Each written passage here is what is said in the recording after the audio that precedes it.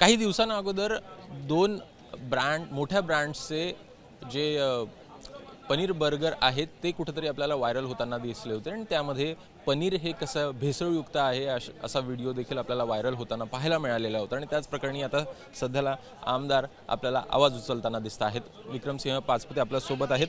नेमकं कोणतं पनीर खरं आहे आणि खोटं हे समजायचं हे कोणीही ओळखू शकत नाही। मी तुम्हाला खायला दिलं तर तुम्ही काही फरक सांगू शकत नाही। याच्यामध्ये एक पनीर आहे आणि एक चीज ॲनोलॉग आहे।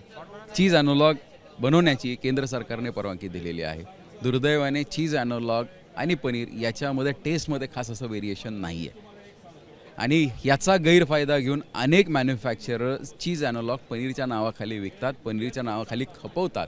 तुम्ही सहजासहजी पहा की इझिली पनीर मिळायला लागलेलं। अनेक मागच्या काही वर्षांमध्ये पनीर असं कुठेही मिळतं रस्त्यावरती।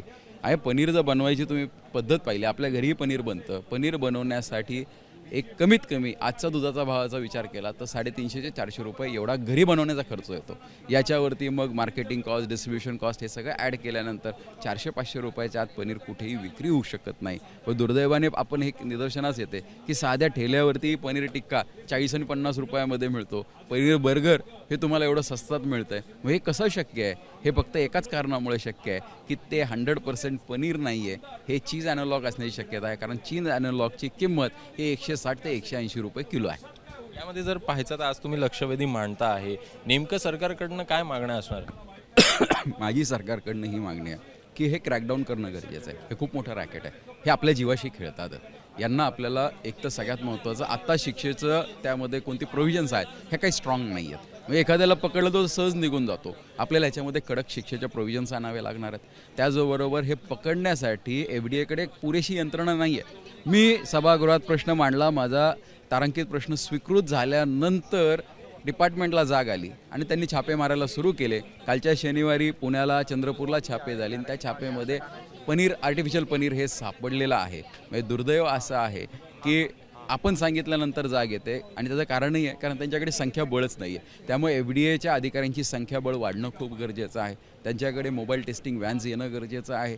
त्याचबरोबर लवकर लॅब रिपोर्ट्स घ्यावे लागणार आहेत। म्हणजे आता जर मी हे दिलं तर काही लॅब रिपोर्ट्स येणारही नाहीत। तोपर्यंत लॅब रिपोर्ट येईपर्यंत जिकडनं पकडलं आहे तो माणूसही फरार होतो, तो दुसरीकडे जाऊन परत प्रोडक्शनही चालू करतो किंवा वेगळ्या ब्रँडने तो प्रोडक्शन चालू करू शकतो। त्यामुळे याच्यावरती आपल्याला फास्ट ॲक्ट करणं गरजेचं आहे। हे सर्वसामान्यांच्या जीवाशी खेळलं जातं आहे। लहान लहान मुलांना आपण पनीर समजून आर्टिफिशियल पनीर देत असणार आहे। त्यामुळे आता जनजागृती होणं गरजेचं आहे आणि ब्रँडेड गोष्टी घेणं गरजेचं आहे। नेमकी तुम्ही टेस्टिंग पण केलेली आहे, नेमकं तुम्ही कसं ओळखलं की यातला कोणता खरं आहे आणि खोटं आहे? हे बघा, साधं उदाहरण सांगतो। जर तुम्हाला 180 रुपये किलोमध्ये पनीरच्या नावाखाली एखादा पदार्थ मिळतो आहे, ते पनीर तुम्हाला घरी बनवायचं म्हटलं तर 350-400 रुपये मिळतं। याच्यातच फरक कळतो। आणि नॉर्मली जर पाहायला गेलं तर जे ब्रँडेड पनीर्स विकतात त्याच्यामध्ये अडल्ट्रेशन नसतं कारण त्या ब्रँडची जबाबदारी निश्चित झालेली असते।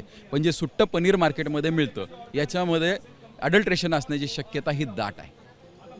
बातचीत केल्याबद्दल तर नेमकं सध्याला पाहायचं तर या संदर्भात लक्षवेधी जी आहे ती मांडण्यात येणार आणि कुठेतरी कायद्यामध्ये देखील या संदर्भात शिक्षेसाठी तरतूद असावी अशी मागणी पाचपुते करताना दिसतात। कॅमेरामॅन अरविंद वारगे, ABP माझा, मुंबई। ABP माझा, उघडा डोळे बघा नीट।